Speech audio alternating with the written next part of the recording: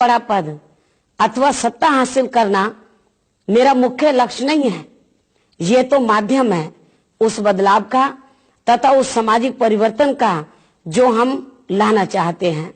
हम ऐसा परिवर्तन चाहते हैं जिसमें दलितों को, मजलूमों को, अति पिछड़े वर्ग के लोगों को, धार्मिक अल्पसंख्यक समाज के लोगों को और महिलाओं को स्वाभिमान व सम्मान पूर्वक जीने का अवसर मिले। यही सपना था संविधान के रचयिता बाबा साहेब डॉक्टर अंबेडकर का और उन महान समाज सुधारकों का जिन्होंने बहुजन समाज की स्थिति में सम्मानजनक परिवर्तन के लिए विपरीत परिस्थिति के बावजूद लड़ाई जारी रखी।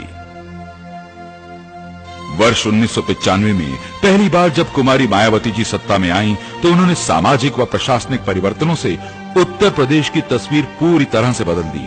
उन्होंने सभी वर्गों के विकास को अपनी जिम्मेदारी समझा, लेकिन इसके साथ ही उनका ये भी मानना है कि जो लोग सामाजिक, आर्थिक और शैक्षिक क्षेत्र में ज्यादा पिछड़े हुए हैं, उनका खास ख्याल रखा जाना चाहिए।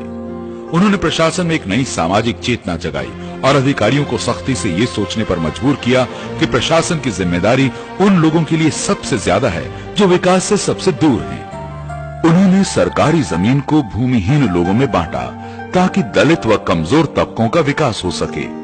इस योजना के फलस्वरूप भारी संख्या में भूमिहीन लोग जमीन के मालिक बने और उनकी आर्थिक प्रगति के नए मार्ग खुले। ये अभियान उनके हर कार्यकाल में तेजी से चलाया गया। भूमि के पट्टों को दलित व कमजोर तबकों तक पहुंचाने के लिए उन्होंने कानूनों को बदला और पट्टा करने का अधिकार तहसीलदारों को दिया।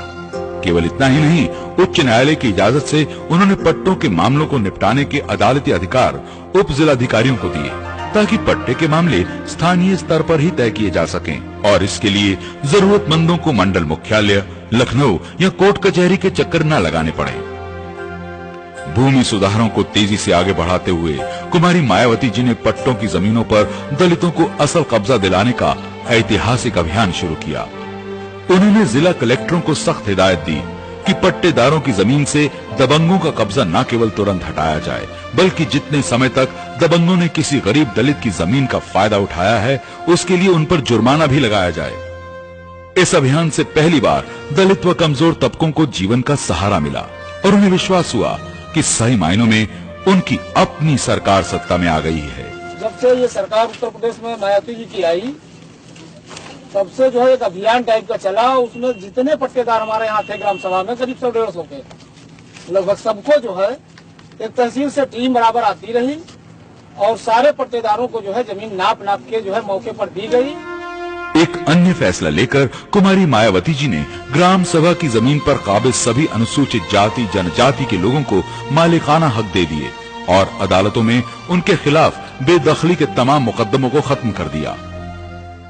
जिन लोगों ने ग्राम सभा की जमीन पर शुल्क के लोगों ने कब्जा कर लिया है, उनको उस जमीन का मालिक बना दिया जाए। जब उससे शुरू से लेकर 3 जून 1995 तक, लेकिन उसके बाद फिर मेरी सरकार ने वर्तमान में फैसला लिया कि 1 मई 2002 तक जिन शुल्क के लोगों ने ग्राम सभा की जमीन पर कब्जा कर लिया है, उसको मालिक बना दिया जाए। एक प्रकार से ये कदम उस नारे का नतीजा था जिसमें मान्यवर श्री कांशीराम जी ने बहुजन समाज से कहा था कि जो जमीन सरकारी है वो जमीन हमारी है।